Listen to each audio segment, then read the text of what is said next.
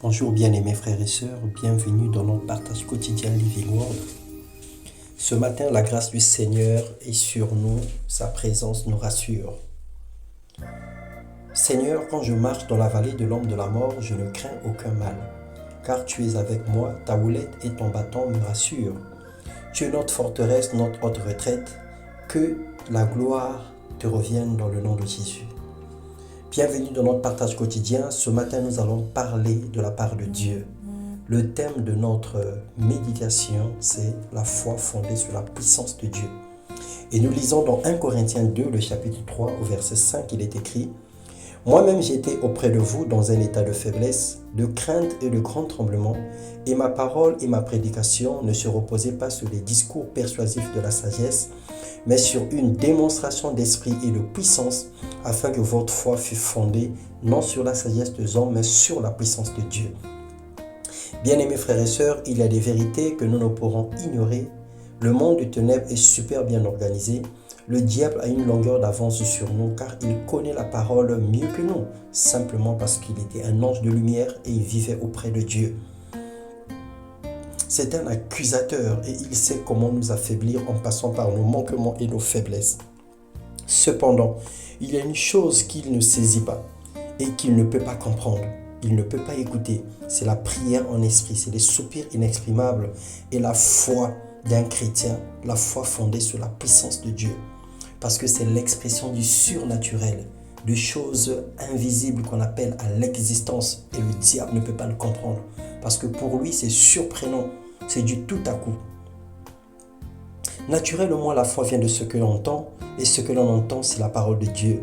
Elle est une ferme assurance des choses qu'on espère, une démonstration de celles qu'on ne voit pas, selon Romains 10, 17 et Hébreux 11, 1 et 6. Au-delà des situations naturelles, au-delà des promesses de Dieu, Dieu nous a équipés de sa puissance. C'est un pouvoir illimité qu'il nous communique par le Saint-Esprit pour gérer toutes les situations spirituelles, pour opérer dans le surnaturel et combattre les œuvres infructueuses de ténèbres.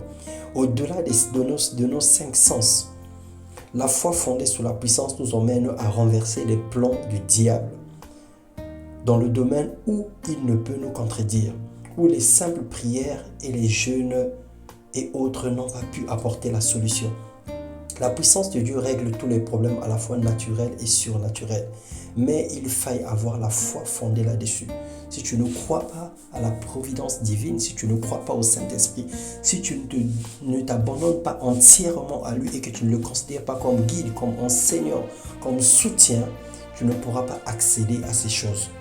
Dans Jérémie 51, le verset 20, la Bible déclare « Tu as été pour moi un marteau, un instrument de guerre. J'ai brisé par toi les nations, par toi j'ai détruit des royaumes. » Le Seigneur a fait de toi un instrument de guerre par sa puissance. Et c'est à toi de détruire toutes les mauvaises actions du diable, toutes les œuvres infructueuses de ténèbres. Le Seigneur te donne ce pouvoir pour opérer dans une dimension surnaturelle.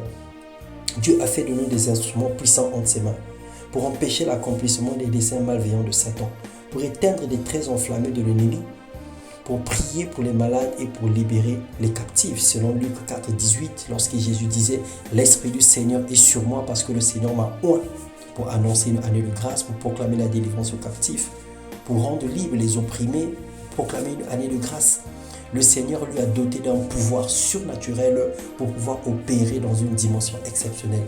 Et Jésus avait raison lorsqu'il disait « Si vous avez la foi, si vous croyez, vous ferez des grandes choses, de plus grandes même que ce que j'ai fait. » Parce qu'il savait que la puissance du Saint-Esprit est une puissance illimitée. Et il a même dit qu'il était avantageux qu'il s'en aille afin que vienne le Saint-Esprit, le consolateur, l'Esprit de vérité qui devrait venir pour nous enseigner toutes choses et qui est là depuis le jour de la Pentecôte. Une simple parole ou promesse de la Bible ne peut pas guérir si la puissance de Dieu ne l'accompagne pas. Élève ta foi, mon frère, élève ta foi, ma sœur. De même que tu crois à la parole, crois aussi à la puissance illimitée de Dieu. Œuvre dans la dimension du surnaturel, aspire à la plénitude et demande à Dieu d'aiguiser les dons spirituels qu'il a mis en toi. Que Dieu nous donne la foi sur lui la foi sur les promesses, la foi sur la personne du Saint-Esprit, dans le nom puissant de Jésus-Christ. Parce que le diable est un menteur et il nous a toujours malmenés à gauche, à droite. Il nous a toujours fait croire que le Seigneur n'était pas capable de nous emmener dans une dimension exceptionnelle. Mais ce matin, ce jour, dans le nom de Jésus-Christ, que le Saint-Esprit ôte les écailles de nos yeux, qu'il nous convainc, qu'il nous parle et qu'il nous emmène dans une dimension supérieure de grâce au nom de Jésus-Christ. Amen.